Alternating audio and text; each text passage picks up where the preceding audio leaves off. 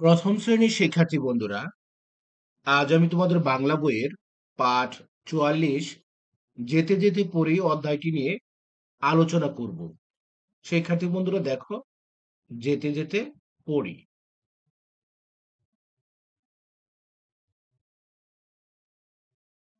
বন্ধুরা দেখো, এখানে প্রথমে রয়েছে প্রশ্ন উত্তর। কি রয়েছে বন্ধুরা? প্রথমে রয়েছে প্রশ্ন উত্তর। কতে বলা হয়েছে পথে যেতে যেতে কে পড়ে? পথে যেতে যেতে কে পড়ে? উত্তর হবে তুলি পড়ে। খতে বলা হয়েছে তুলি কি কি পড়ে? তুলি কি কি পড়ে?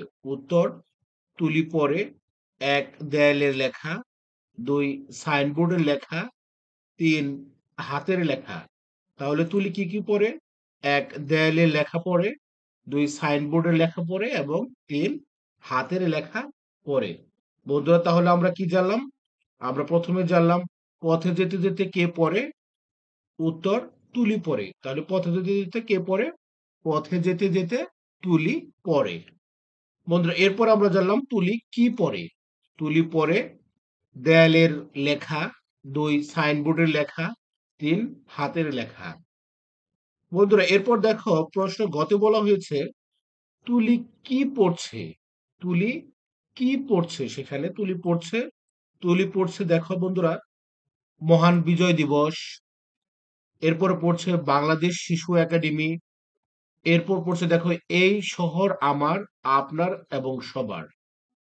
এরপরে পড়ছে ফুল ছেঁড়া নিষেধ, এরপর পড়ছে আমরি বাংলা ভাষা, এরপর পড়ছে বইকট এবং সর্বশেষ পড়ছে এখানে ময়লা ফেলুন।